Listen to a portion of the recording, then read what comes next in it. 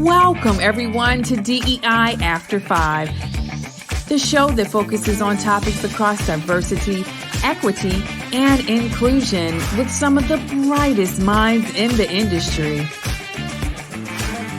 Here's your hostess, inclusive culture curator and coach, Sacha Thompson. Hello, everyone, and welcome to DEI After 5. This week, we are really going to dive into a topic that has become pretty, not controversial, just a topic that I'm starting to hear more and more about as I do work within organizations. So if you know, I do a lot of work around psychological safety. And as I've been doing this work, I've been hearing more around this generation that's coming in right now, they don't know what they're doing. They're lazy, all of these things, and started to do more work around, okay, let's talk about each of the generations and what they bring to the table. And it has been quite a fascinating way to approach the work because it's something that every single organization talks to or has to deal with. And so today, my guest is Dr. Michelle Quist-Ryder, who is a specialist when it comes to Generation Z. Generation Z for those that are outside of the United States. So Dr. Michelle, welcome to the show. Thanks, Sasha. Thanks for having me on. Great to be here. So tell us about you, how you got into this work. I mean, this is a fairly new area of expertise. So talk to us about how you got here. Sure. So I'm a social psychologist, and I started out teaching at Penn State after I got my doctorate. And it really started, honestly, working with my students. I noticed as I was putting assignments out and collecting feedback, giving feedback, all of those things, that my students didn't necessarily react to assignments or feedback or any of the things that I would do in the class the way that I would have expected, given my college journey, given the college journeys that came with my siblings after me, with people that I knew. I noticed that I was getting sort of a lot of anxiety in response, and a lot of this sense of weight and expectation. And it's easy when something like that happens to start thinking about, well, what are they doing wrong, right? What are the students doing wrong? How are they different? How can I get them to act as I would normally expect? But instead, what I wanted to do was look at the students themselves and say, okay, well, what is different about them? What is different about the expectations that students have for the university? What is different about what they need out of a classroom? And how can I sort of speak to that? And that really was what started the journey. So I looked at that as a professor. But then over the course of my career, I moved on from that. Now I work at the American Psychological Foundation. And what we do is we try to take evidence-based psychology, and we give, we support we support research grants or scholarships, awards, things like that. But our whole mission is to look at psychology and how it impacts the world. And I'm building my own workplace because I'm the CEO. So I started to take some of those things about the generation. What kind of characteristics did I see, and what are those psychological underpinnings, and how can I make that effective in the workforce, knowing that, Gen Z, those are the people that are coming up. They're going to form the bulk of the workplace in not that many years. So it seemed like a really good idea to figure out sort of what makes the generation tick, and how can we meet their needs in this world that we're in. So I'm really fascinated to understand, what is it that makes this generation tick? So, as I said at the beginning, I've started doing some workshops and trainings with organizations around the different generations.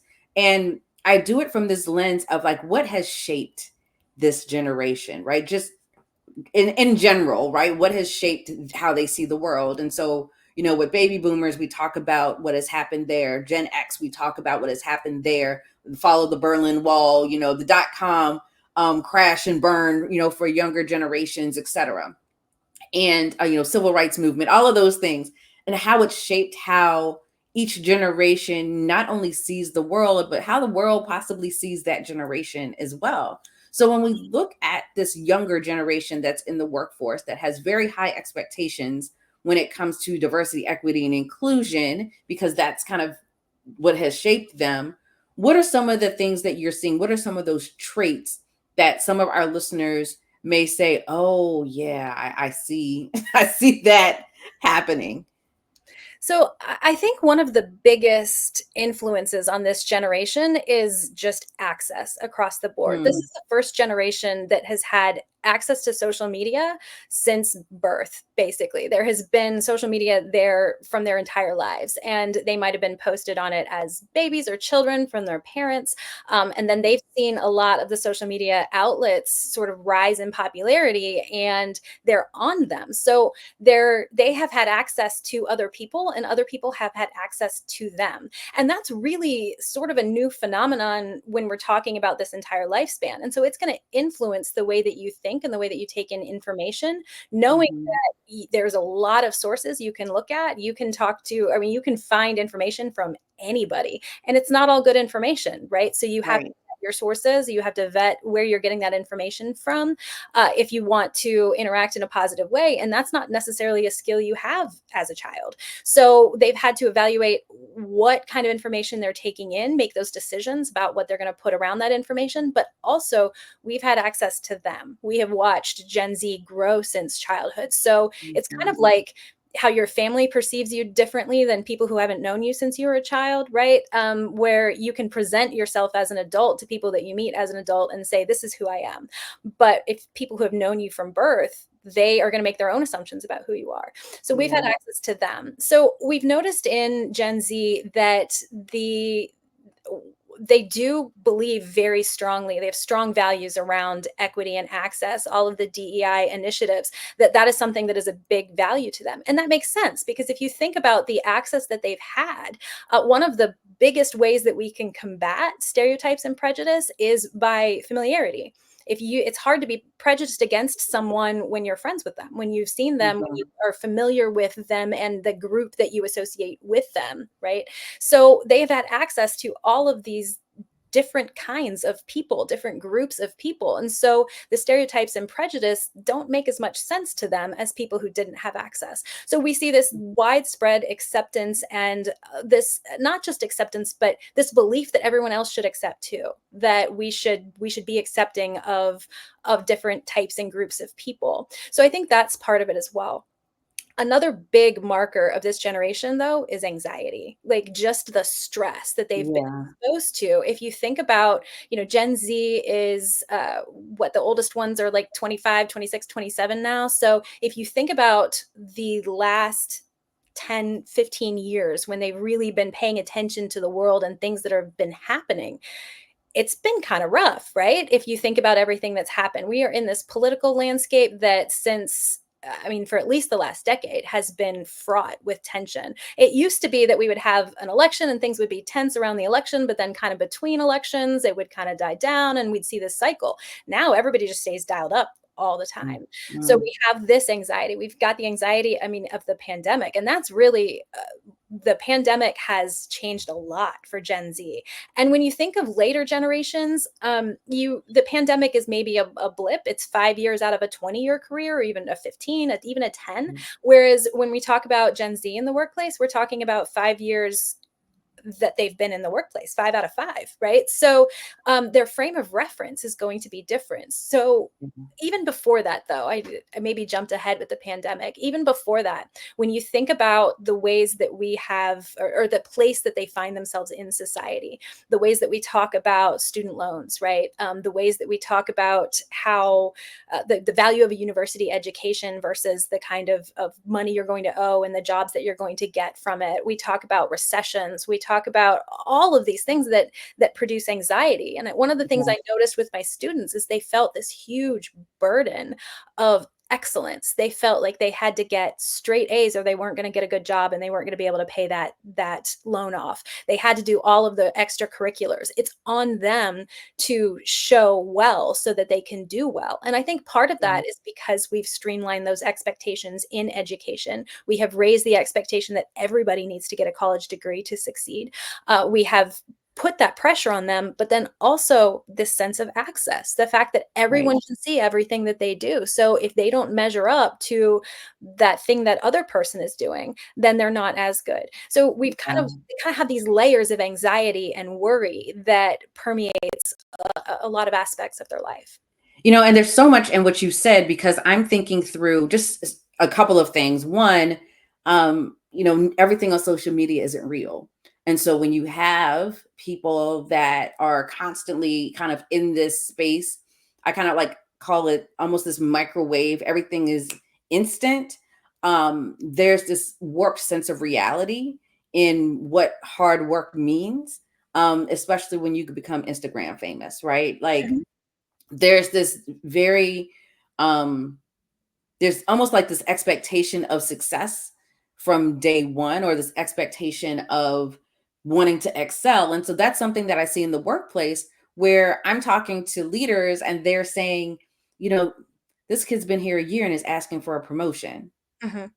right? Like, what, you've barely figured out where your desk is because you work from home.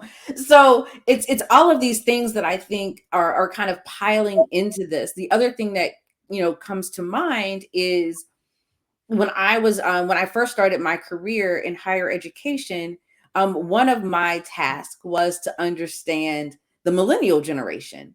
And that was the first time colleges and universities had to deal with helicopter parents. Mhm. And that then morphed into the workplace, where parents were going to interviews with their student, right? With their child. And this isn't like internship interviews. This is, you've graduated from college and they're going to these interviews. And so there's almost a residual piece of that that's kind of still lingering, with parents still being so fully invested and involved in the success of their children, whereas older generations didn't have that. So there's this expectation that you should be able to figure this out for yourself, right? And there's this kind of running joke in my family where it's like, I feel like my mom just dropped me off at college, like, all right, go ahead and figure that out on your own. Whereas, my sister had a little bit more hand holding. But again, that might be, there's other things that are a part of that. One of the questions that is going to my mind is, there's this sense in the workplace that this is a generation that is less skilled, that has less, on the words that's coming to my mind is human connectedness, right? They are very much connected to their screens. um there was an article out not too long ago that stated that a lot of these organizations are not even giving them a chance to do better, right? They're not coaching them up in the workplace, and they're firing them. Like, we don't have time to babysit you or to do these things. And so now you have this generation that is having a difficult time finding jobs because they don't have the skill sets that these workplaces are asking for.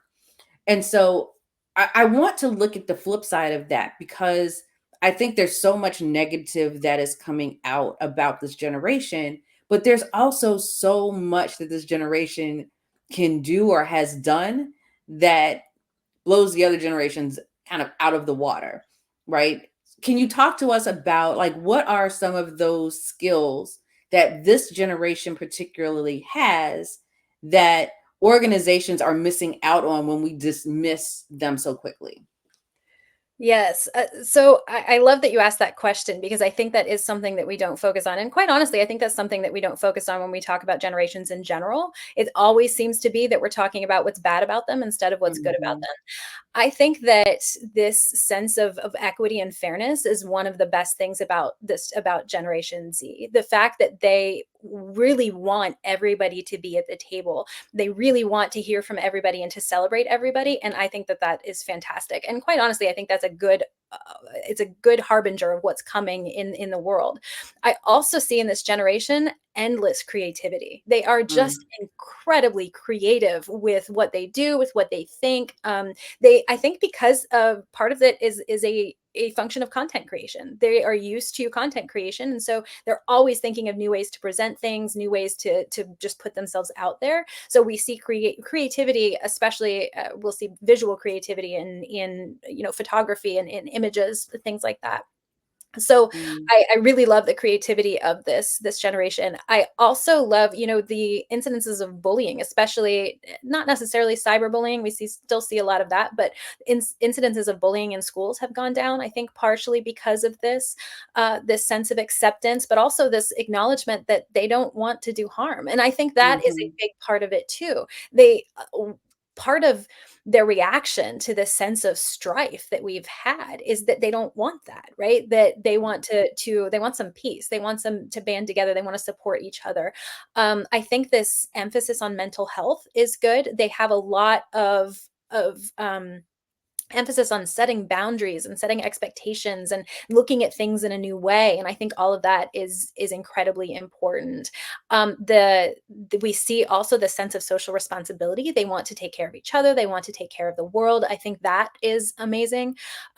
We also see greater intragenerational differences in Gen Z than we Mm. do in other generations, which is also, it leads me when people start talking about generations, and I realize that's what we're doing here, but I still want to caution everybody all the time to not paint everybody with the same brush, right? Yeah. Because there is so much difference, and generations are kind of false markers anyway. What we're looking for here is just general trends and things that we see in a wide scope, but you can't always pin that on a specific individual. Right. Those individuals are going to vary because we're someone who is older Gen Z and younger millennial are going to be closer than the other ends of those. So we really want to look at them in an individual way. But Yeah. and that individuality is a big part of them. And then another thing that I really love about them that I think is related to something you were saying is their love of people being genuine. They want people to be who they are. And I think that again is a backlash to the fake sort of messaging you see on social media, the images or people self-presenting in certain ways. And I think that they value people being genuine. And to me, as a social psychologist, that's huge. Wanting Yeah. people to be who they are is such a great foundation for well-being, that I think that is an amazing thing about this generation. Yeah. I think about my younger cousins who are in this, part of this generation, and in my sorority, there's several members that are in this generation, and I am just always fascinated, and I'm always like, okay, look, let's talk, right? Because I feel like I learned so much. Um, and it's funny when you spoke about, just almost people thinking of these generations as silos. And I have always said, like, I am Gen X with millennial tendencies. There are certain things about me that are very much millennial. Um, but again, latchkey kid, like so many of the things that create or that shape Gen X. The other thing that I thought about that I was like, I didn't even realize this until just now was the parents of Gen Z are Gen X for the most part. Yes. And when you think about some of the markers that shape them, that was because of being a latchkey kid, having to be creative and create your own fun. Like that was the generation when COVID happened. We were like, oh, okay, whatever. Like we'll figure it out. Because that was just kind of how we were shaped. But this is also a generation that has the highest number of entrepreneurs. So when you think about creativity and being allowed to be creative and being allowed, and having this opportunity to just showcase all aspects of your creativity, right? That's something that I think my generation probably didn't have as much um support in doing, but we Mhm. see the ability of allowing our children to be creative in those ways. And so this is how I think, generations can continue like to shift how we see and approach the world. And it's not always this, oh, this generation is going to fall off and they're out of sorts or out of touch, but it's all very interconnected, and how we work together. And that's one of the things that I have my clients do when we're doing this work is like, what are some of the best traits of these other generations? And so how can you lean into that? How can you tap into that as a team? are you making sure that everyone's voices are heard from different perspectives, right? So there might be someone who is more seasoned in their career that might have a perspective that you didn't necessarily consider because you haven't been around that block, enough to kind of see what some of those patterns are. The other side of that I think is so critical, is that, and I'm not necessarily a fan of the phrase, this reverse mentoring, even though that is a thing. But there's so much that people can learn from this generation, versus dismissing them. And I think that is what I am noticing is people are feeling dismissed. You're too young, you haven't been here long enough, all of these things. And so when I think about psychological safety and the work that we do, as soon as somebody feels shut down or pushed out, they're not going to contribute, right? And so, and again, this is a generation that, because of fairness and everything else and their high expectations, they're like, I want to go to an organization that values me. I'm not going to stay. And so how do organizations, like, now we've had this conversation, how do organizations tap into focusing on keeping this generation in the workplace? Because as you said, this is the generation that's going to take over, right? This is the largest generation coming into the workforce in ways that we haven't seen, with very different expectations of what work looks like. What do organizations need to do right now to focus on, okay, they're not going anywhere. How do we embrace this change that we are ultimately going to have to go through? Right. Yeah, I love so much of what you're saying because it speaks to the context. And that's one of the things we don't look at when we're talking about generations, or don't often look at, is this sense of where did this come from? Because nobody was born in a silo, like you said. No one was born without the influence of their parents or their grandparents or anything like that. So Generation Z, just like every other generation, is a product of the context in which they developed. So understanding that context of I hadn't actually thought about Gen X teaching creativity because we had to be creative. I like that framing. I'm going to use that. But like that kind of thing, thinking about that context. So how that translates to the workplace. If you think about their education in terms of the pandemic, they really got shortchanged, right? Yeah. Because whether they were in high school at the time or in college at the time, we're talking about they didn't get in-person internships. They got virtual internships, if they got internships at all. And they got virtual internships from people who were not set up to give virtual internships, because virtual learning can be really immersive and productive, but it takes a lot of work and a lot of structure to make that happen. And in March of 2020, we did not have time to put in the work and the structure to make that happen. Not only that, it's layered on top of all of this anxiety. One of the things that I used to teach my students when I was talking about development is stressed brains don't learn, right? And that's why we see learning deficits in people who are dealing with environmental and other kinds of stressors. And so now we have this generation of people who learned to work under these conditions of stress.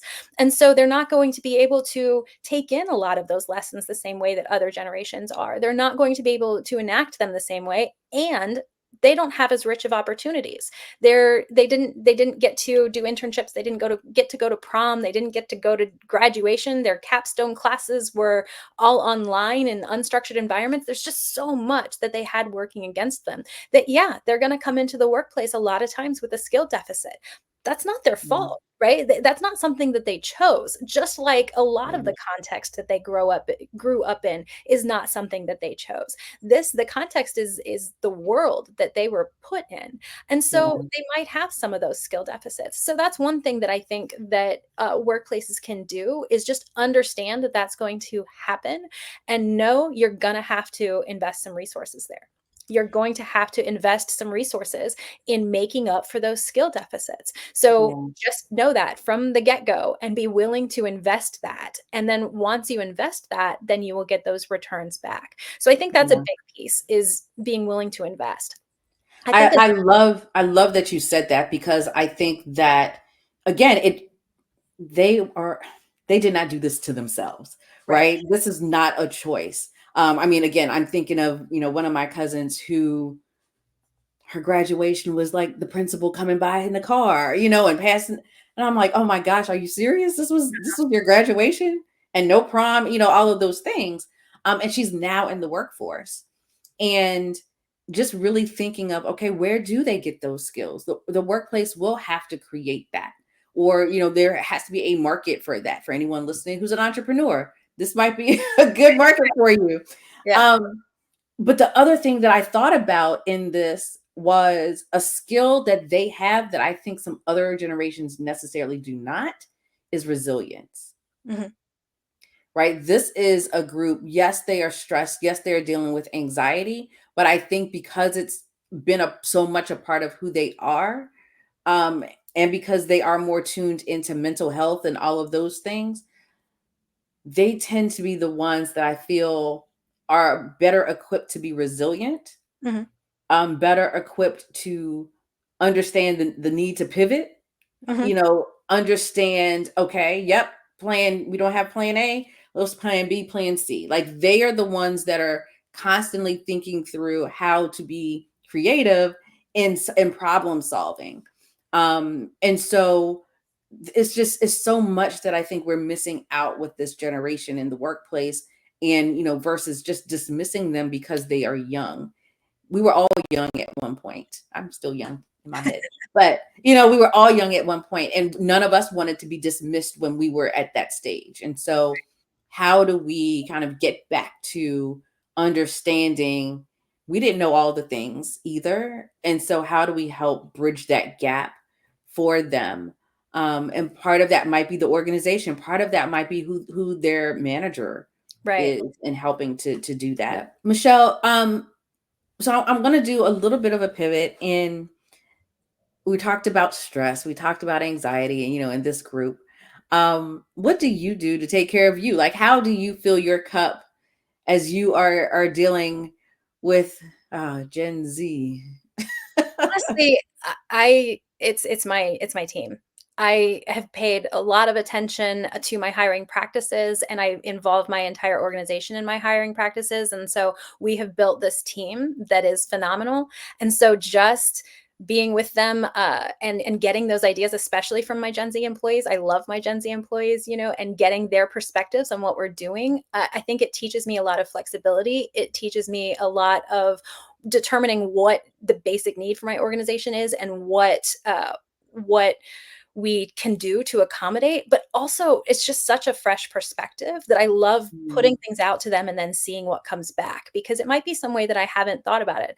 But honestly, it gives me hope. And I think that is what I love the best. My Gen Z employees are just balls of sunshine, and I love working with them because it gives me hope for the future. It's like, okay, this is what life can be. We can be an accepting society, we can be a resilient society, we can be creative, all of these things. I think it's such a bright future, and that fills my cup like nothing else. I love it. So if people wanted to get in contact with you, what is the best way for them to do that?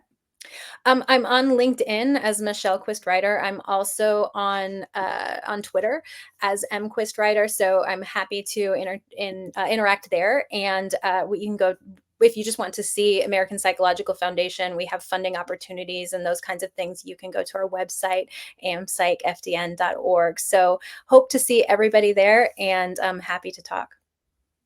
Thank you so much for this conversation. I think it's one that is needed because, like we both said, we're hearing things around generations, and it's this, oh, woe is me, they're coming in. I'm like, yeah, they're coming, and they're coming in droves, and they're coming, with everything that comes with this generation, and it's a good thing. They're going to make So us better. thank you. Yeah, so thank you so much for this conversation, because I really believe that this is the generation that's just going to take us far beyond our expectations. And so I'm really excited about it. So thank you. Thanks so much for having me. Absolutely. And thank you all for tuning in.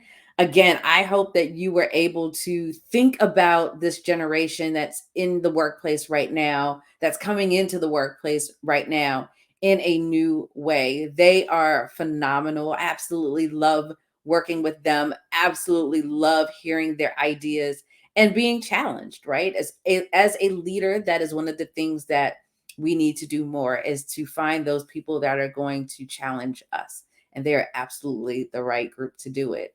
So thank you for tuning in. Be sure to tune in every Tuesday, 5:15 p.m. Eastern, wherever you listen to your podcast. Spotify, you can find us on YouTube. Be sure to like, share, and subscribe. And as always, have a good one.